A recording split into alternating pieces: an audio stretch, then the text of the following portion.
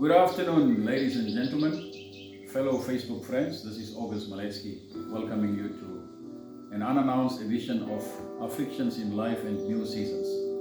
I want to talk to you about, have you ever noticed how the greatest stories in life, the best movies, the best books you read, the best tales of heroism, the best stories of friendship and greatest marriages, stories which squeeze your heart and crushes your soul and makes you question the fairness of life and even the fairness of God, begin with a series of setbacks, failures and tragedies.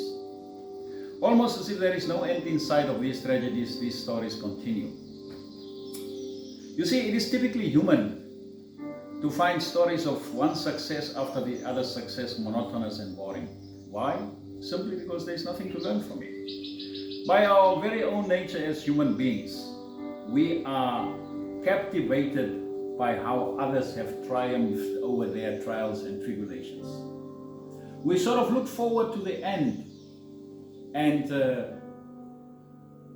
want to see the end of their tragedies and trials and tribulations unfold in happiness after all.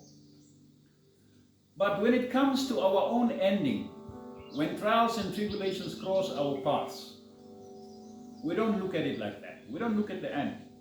Our focus remains at the present moment. We are captivated by the trials and tribulations of now. We don't want to focus at the end. You see, our number one weakness is that we admire the triumphs and tribulations, the triumphs of others over tribulations. By looking at their life stories and how successfully they have navigated life. And at the end of it, we want to understand that the hand of God was present in their lives all along. But when we face trials and tribulations, we don't want to see the hand of God in our trials and tribulations. No, we only see the now, instead of looking at the end of the journey. Afflictions are an inevitable part of life. You know, it's a way that God simply puts your resilience and your perseverance to hold on to Him and to honor His covenants with Him to the test.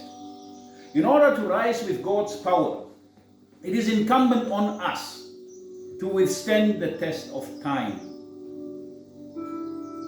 Our innocence, our naivety, our very being must be broken down. We must be broken into. I don't know, you guys, have you ever seen how a wild horse is tamed on a farm? I'm sure a lot of my friends from the district of Rehoboth where I visited and Korigas would know what I'm talking about. Well, that's how God wants to break into you. He wants to break you down. Because when God is bringing afflictions, trials and tribulations across your path, He is preparing you for a holy task. So steady on, brothers and sisters, and look at the end.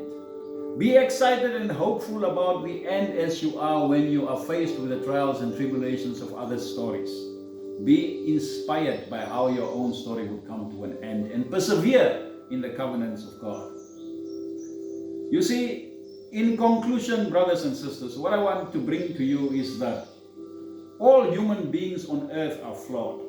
Not you nor me is holy. God says so. Yet we tend to run from one pastor to the other pastor, from one Messiah to the other Messiah. Once we understand that the one we put on a pedestal today is just a simple human being that is far from being supernatural, we run to the other. We Google for another Messiah. We must think of human beings like we would think of a house. You know, in order to have a clean house, the house must have a proper sanitation system in place. There's a pipe that carries potent drinking water to the house, and there's another pipe that carries human waste and filth outside of the house. What you see when you get into the house is the cleanliness of the house. You are not seeing the sewage and the human filth that is also part and parcel of that nice and beautiful house. Similarly, human beings are filled with both bad and good. It is in these human beings that are flawed that God has a vested interest.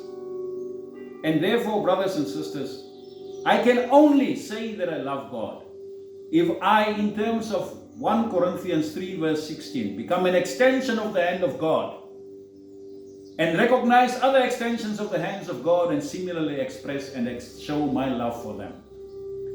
On this note, brothers and sisters, let us remain constantly aware of the fact that this great God that we serve is not far, but He is as far as my nearest human being. And that is the greatest commandment of them all. Love your neighbor like yourself. Have my festive greetings on this note.